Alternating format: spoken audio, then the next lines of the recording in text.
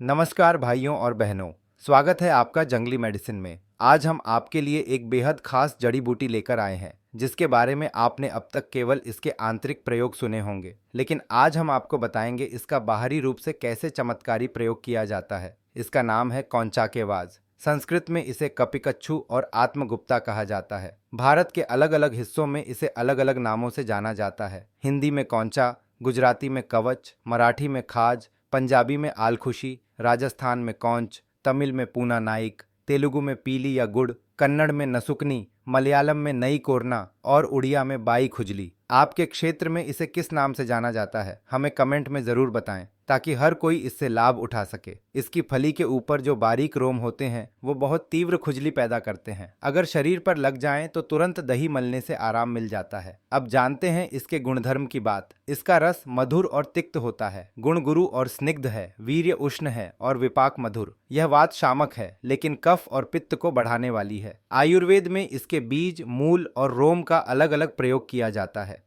बीज की मात्रा 3 से 6 ग्राम तक, मूल का क्वाथ 50 से 100 मिली तक और रोम का बाहरी उपयोग किया जाता है। यदि यह वनस्पति न मिले तो शिमला मुसली या उटिंगन के बीज से इसका विकल्प लिया जा सकता है। और अगर इसका सेवन ज्यादा मात्रा में हो जाए तो बबूल का गोंद इस दुष्प्रभाव को शांत करता है। भाग 2, कौंच के बाह्य प्रयोग। रोगों में चमत्कारी लाभ अब जानते हैं। इसके बाहरी प्रयोग जो कई गंभीर रोगों में चमत्कारी लाभ देते हैं। शून्यवाद यानी शरीर के किसी हिस्से का सुन्न होना। इसकी फली के रोम को घी में मिलाकर प्रभावित भाग पर लेप करें। घाव हो तो इसके पत्तों को पीसकर घी में पकाकर गरम गरम लेप करें। कखोरिया यानी बगल में गांठ जैसी सूजन, वहां भी यह लेप लाभ देता है। हाथी पांव फाइलेरिया में इसकी जड़ को पानी या मिट्टी के तेल में घिसकर लगाना फायदेमंद है।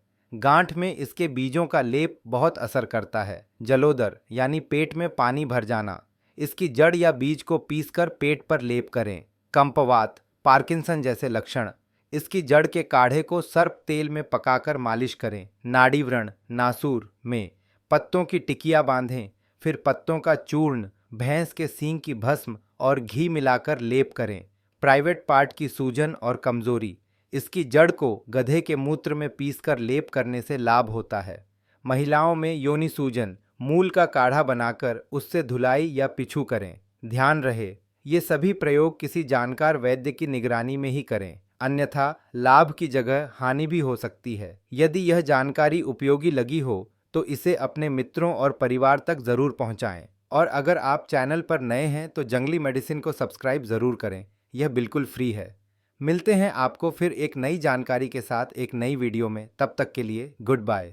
जय आयुर्वेद। अगर आप चाहें तो मैं इसका थंबनेल, टाइटल, डिस्क्रिप्शन और टैग्स भी तैयार कर दूं। आपकी दी गई स्क्रिप्ट को जंगली मेडिसिन चैनल की शैली और दिशा निर्देशों के अनुसार नीचे रूपांतरित किया गया है। स्क्रिप्ट को 2 भागों में बांटा गया है ताकि वॉइस ओवर में आसानी रहे